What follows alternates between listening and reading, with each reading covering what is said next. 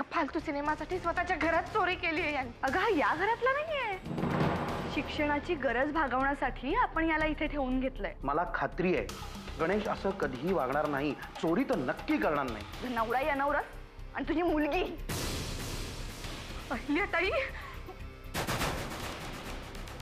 अमृता, गण्या माझा भाऊ आहे, त्यामुळे बाकी कोणी मध्ये पडण्याचं काही कारण नाही. जर गणेशनी पैसे चोरले असते तर त्यांनी ती नोट माझ्यासमोर का नाचवली असते?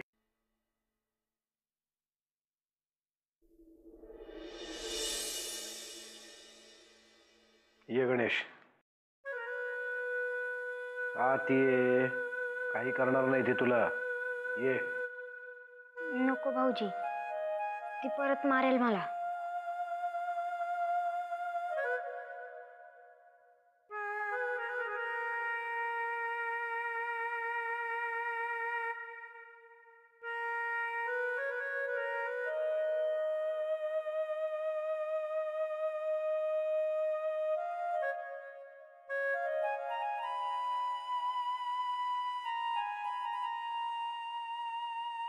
तुला मारायचं असतं तर तू आत याची वाट पाहिली असती का? मी तू जिकडे तिकडे येऊन नसतं का मारलं? गण्या, तुला माझी शपथ आहे, खरं खरं सांग. ताई, तुला आठवते आपण गावाला असताना आपल्या घरात काहीच खायला नव्हतं, तेव्हा मी तुझ्यासाठी भेळ चोरून आणली होती आणि तुम्हाला खूप मारलं होतंस आणि माझ्याकडून शपथही घेतली होतीस की मेलो तरी चालेल पण चोरीचं खायचं नाही म्हणून. आणि एका फालतू सिनेमासाठी मी कशाला चोरी करीन?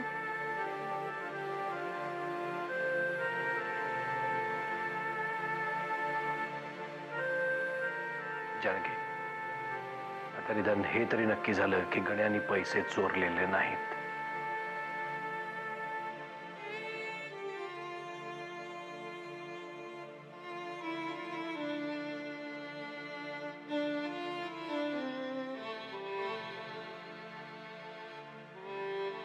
कळलं तुला आता सगळं? जेवायला वाढ त्याला, भूक लागली असेल.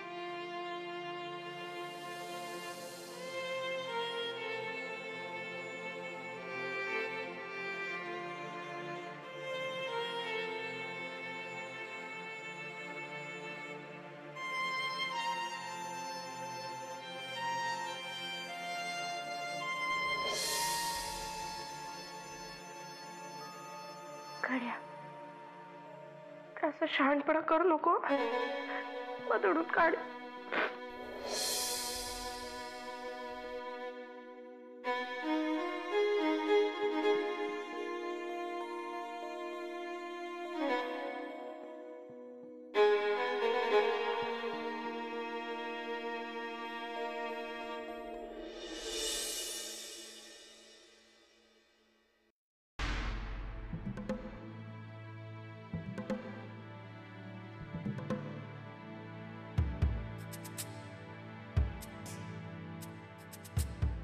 भाऊजी, काही शोधताय? भाऊजी काय शोधताय? पहिल्या तुझ्या खोलीची दार खिडक्या सगळं व्यवस्थित आहे ना? हो, म्हणजे कधी पाहिलं नाही, पण का? नाही म्हणजे एखादं भगदाड किंवा एखादा चोर दरवाजा वगैरे नाही ना? भाऊजी तुम्ही असं का विचारताय? मला कळत नाहीये तुझ्या खोलीतले 3000 रुपये उडून गेले की गुप्त झाले. मला वाटतं आपण हे प्रकरण CID कडे द्यावं का? गणेश हा कुठल्या अतिरेकी संघटनेशी संबंधित तर नाही? काय वाटतं तुला? भाऊजी म्हणजे तुम्हाला असं वाटतंय का की बघ, तुझ्या कमरेला किल्ल्या असल्यामुळे तुला विचारणं भाग आहे. खरं तर अख्ख्या देशाचं बजेटच तुला विचारून ठरवलं पाहिजे ग. गुंतवणुकीची इतकी साधनं तुला माहिती आहेत, बँका, शेअर्स वगैरे वगैरे. भाऊजी, तुम्हाला नक्की काय बोलायचंय? मला जे काही सांगायचंय ते न सांगता कळणे इतके हुशार तू नक्कीच आहे साहिल्या.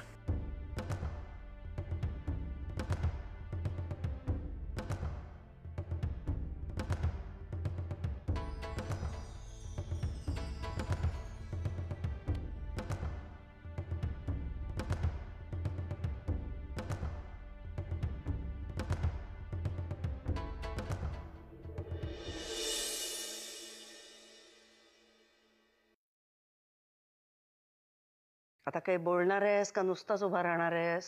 अगं आत्या, माझी बायको चुकली, मी काय बोलणार, तुम्ही बोला काय ते. अरे बाबा, तू आजारी नसताना तुला आजारी म्हणते, माझ्याकडे औषध मागते. आज तर अहिल्याचा गळाच धरला, आता उद्या. काय घाबरू नको, तुला काय नाही करणार. अरे मला काही करेपर्यंत वाट बघायची का आपण? मग आता तूच सांग काय करायचं. मागे तिला जेव्हा असा त्रास झाला होता तेव्हा आपण तिच्यावर उपचार सुरू केले होते. होय, ती बरी झाली असं वाटलं म्हणून आपण उपचार बंद केले होते. पण सध्या तिचं जे काही वागणं चाललंय त्याच्यावरनं मला नाही वाटत ती पूर्ण बरी झाली आहे म्हणून. तुला काय म्हणायचंय, तिला दवाखान्यात घेऊन जायचं? आपली इच्छा नसली तरी आपल्याला न्यावं लागणार आहे. अगं आत्या, हात जोडतो तुझ्या समोर, दवाखान्यात नको, खरी वेडी होईल ती. वेडी होईल नाही, झालीये. नाही तर अशी विचित्र कशाला वागेल ती, खोटं कशाला बोलेल? बाकीचं एक वेळ राहू दे, पण आज अहिल्याशी वागली त्याचं काय? मला सांग, अहिल्या खरंच काही बोलली होती तुला? अहिल्याने खरंच काय नाही बोलले मला. हिला आपले भास होत्या, त्यामुळे मला चोर म्हणाल्या, चोर म्हणाल्या. काय करायचं आता? मी काय म्हणतो, दवाखान्यात नको नेऊया तिला, घरच्या घरी काहीतरी घरगुती उपचार. माझ्या बटव्यातल्या गोळीनी बरा होईल असा रोग नाहीये हा. तिच्यावर आपल्याला उपचारच करायला पाहिजेत. असं म्हणते? ठीक आहे, आता तुम्ही म्हणाल तसं.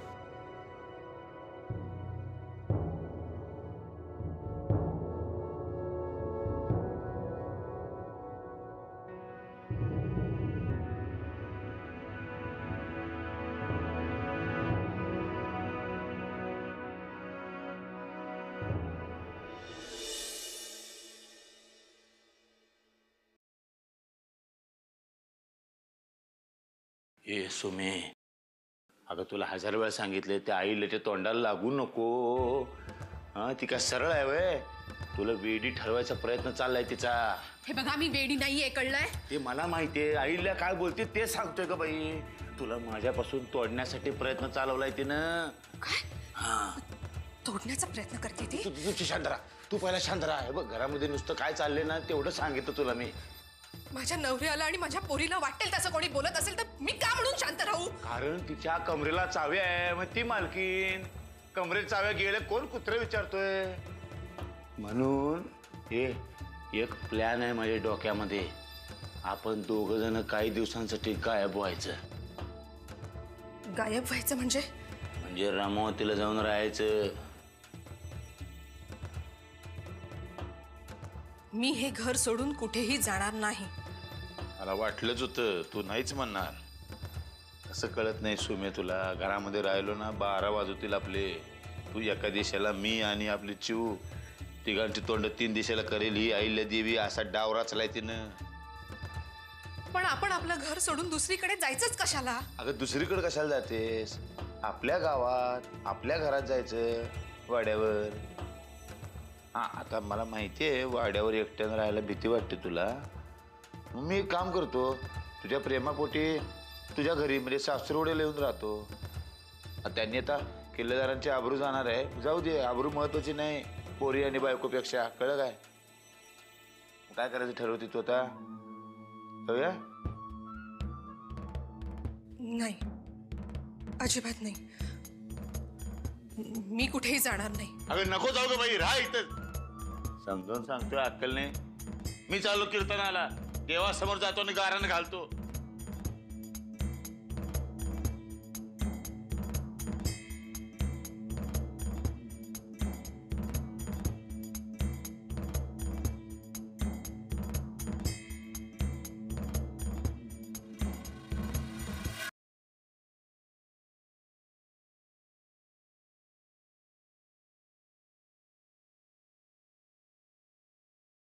शिवरायांच्या वयाची पहिली 6 वर्ष फार धावपळीत गेली, पण या धावपळीतही जिजाबाईंनी शिवरायांना उत्तम शिक्षण दिले.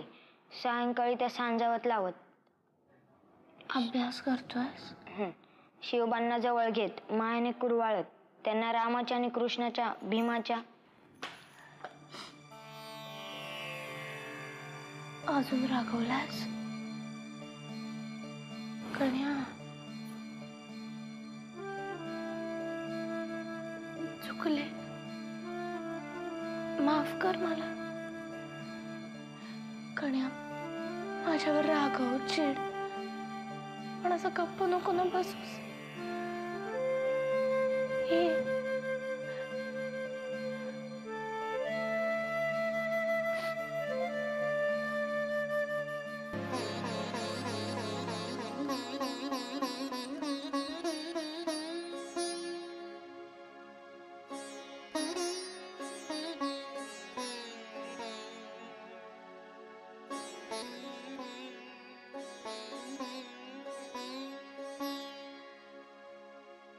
मला खरंच माफ कर. मला माहिती चोरी नाही केली, तरी रागवलं मी तुझ्यावर, मारलं तुला.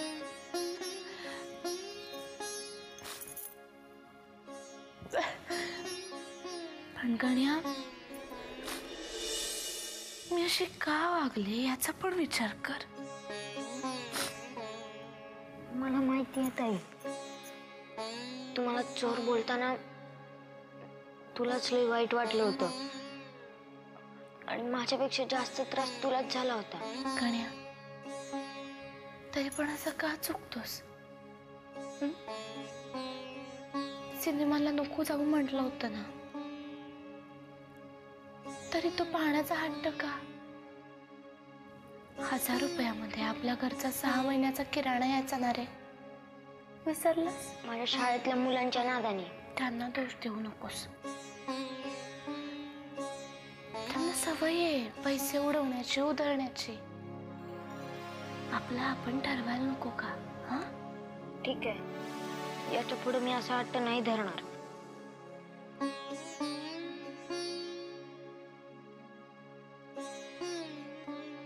शहाणा झालायस.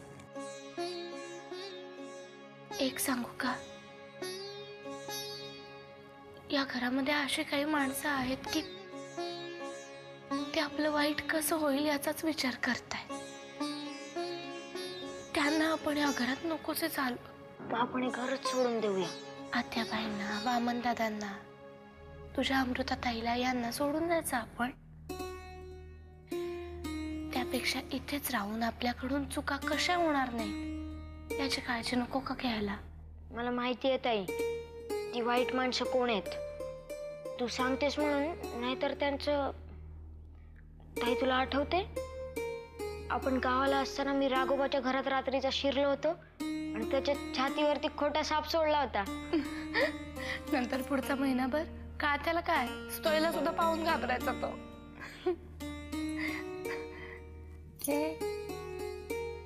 हास ना. भूक लागल्यामुळे नीट हसता पण येत नाहीये. मला पण. मला माहिती आहे ताई, तू सकाळपासून काहीच खाल्लं नाहीयेस. चल मग, मी तुला आज भरवतो.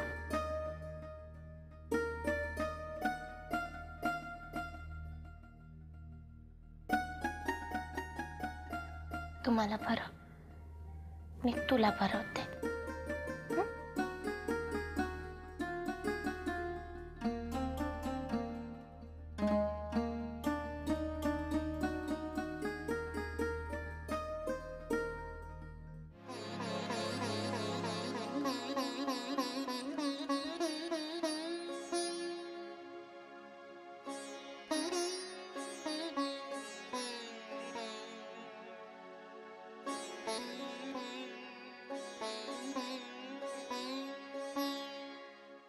इंडिया वनिताला रमावतीला पोचवलं का? हा पोचवलं की. काय टेन्शन नाही. आता मी सुमित्राला घेऊन जातो तिकडे. मी पण येतो की. सुमित्राचा पाठ राखा म्हणून. नाही तसं नाही, पण माझी काहीतरी मदत लागेलच की तिथं. अरे येड्या, मग त्या अमृताला किडनॅप कोण करणार? दादाकडनं 25 लाख रुपये उकळायचे, थोडे थोडके नाही. मी रमावतीला जाऊन यायच्या ती काय ती माणसांची जमवाजमव करून ठेव. आता आणि माणसं कशाला, आपण दोघंच लय झालं. अरे अमृता म्हणजे काय 4-5 वर्षाची पोरगी वाटली काय कोड्यावर उचलून आणायला? अहो 4-5 वर्षाची काय नाही, 19-20 वर्षाची काय पोरगीच आहे ना. नाव काय पोरीचं? अमृता. नाही पूर्ण नाव काय? अमृता किल्लेदार. हा, किल्लेदार घराण्याची पोरगी आहे ती. किल्लेदारांचं रगत वाहते. उद्या अशी वेळ नको यायला, तुला सोडवायला तिच्याकडे पैसे द्यायला लागतील मला. दादा माणसांची जमाजमा करू जा. हा बरं, ते रामावतीला काय होते ते मला कळवत राहा. कळवतो. निघतो होता. हा निघ.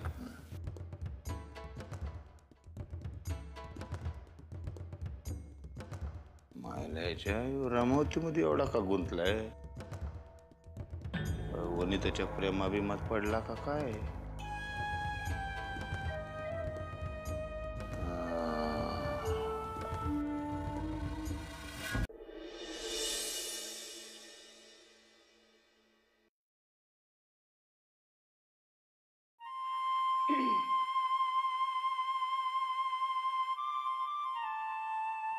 अहिल्या,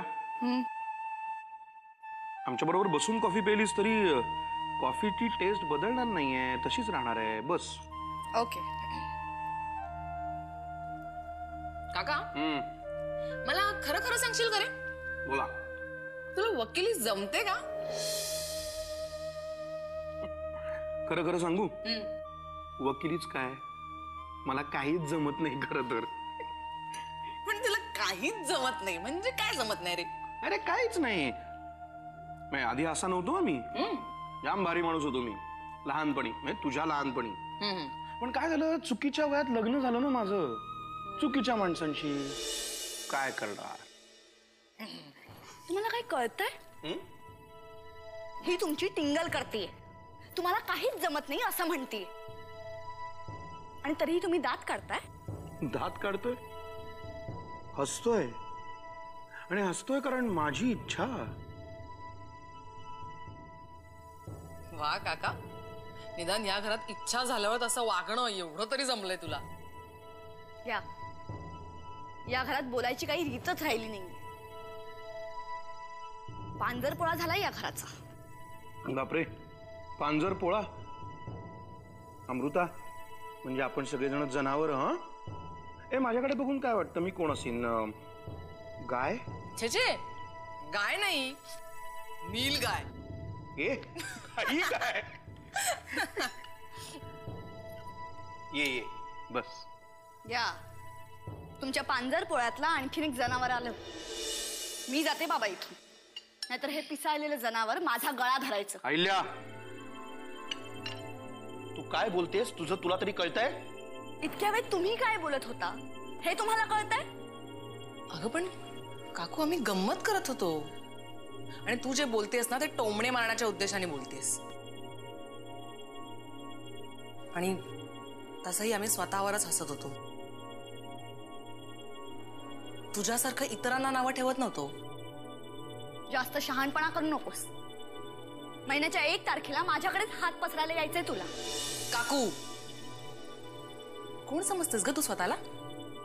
महिन्याच्या 1 तारखेला आम्हाला पैसे देतेस म्हणजे काय उपकार करतेस आमच्यावर? माझ्या बाबांचेच पैसे आहेत ते.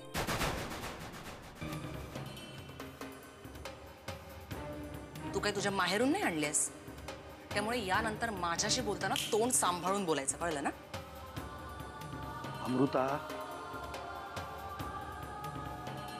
आणि तसंही वामन काका इथे राहावा म्हणून बाबांनी तुला त्या चाव्या दिल्या, नाहीतर. तुम्हाला काहीच वाटत नाहीये?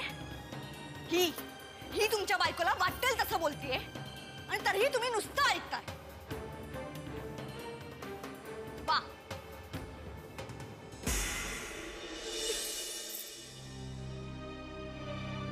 सुमित्रा? हे सगळं माझ्यामुळेच झालंय. अगं नाही, असं काही नाहीये. नाही, मला माहिती माझ्यामुळेच झालंय हे सगळं.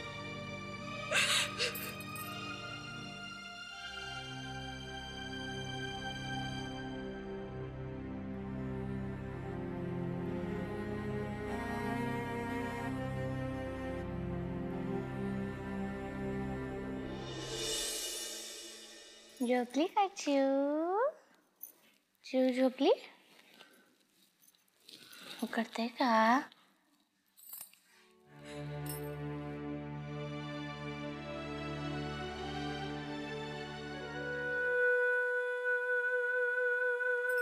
सुमिताई, काय झालं? हा? माझ्यामुळेच झालं हे सगळं. माझ्यामुळेच या घरात भानगडी होतात. काय झालं? कोणी काय बोललं का तुला? हा? त्या बोलल्या, मला खूप बोलल्या. आईला ते बोलल्या तुला?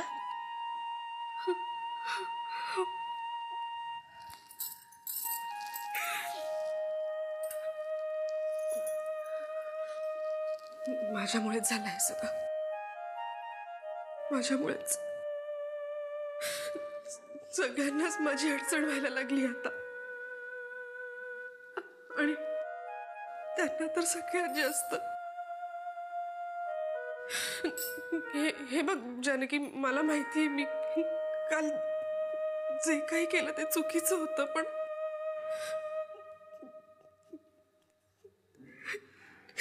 त्यांनी यांच्यावर चोरीचा आरोप केला ग. माझ्या जीवला नाही ते बोलल्या म्हणून. नाहीतर तुला वाटतं का मी असं काही करेन? सुमिताई, सुमिताई, झालं गेलं, विसरून झालं सगळं. हा? काय विसरून जा? हं? विसरून काय जा वहिनी? अहो काय चाललंय काय घरामध्ये? सुखानं 2 दिवस जगू दिलं नाही, निदान सुखानं जाऊ तरी द्या.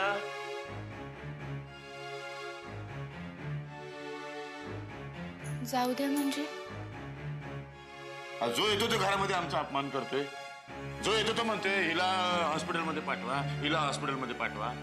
म्हणजे घर सोडून कुठे जाणार तुम्ही? हा, एक ठिकाण आहे की माझं जन्मस्थान रामावती, तिथे जाणार. सुमी, या वेळेला तरी तुम्हाला नकार देऊ नको. नाही नाही, मी तुम्हाला कुठेही जाऊ देणार नाही. लोक काही पण म्हणतील म्हणून तुम्ही घर सोडून जाणार का? वहिनी, तुम्ही या घरामधल्या मोठ्या वहिनी आहात, थोरल्या. तर आमचा काय अपमान होतोय अजून तुमच्यापर्यंत पोहोचलेलाच नाहीये. नाही, मी सुमिताईला कुठेही जाऊ देणार नाही. तुम्हाला जायचं असेल तुम्ही जा, सुमिताई इकडेच राहील. हो ना? नाही जानकी, हा सगळा खटाटोप ते माझ्यासाठीच करतायत ना. माझं कुंकू जिथे जाईल मीही तिथेच राहणार.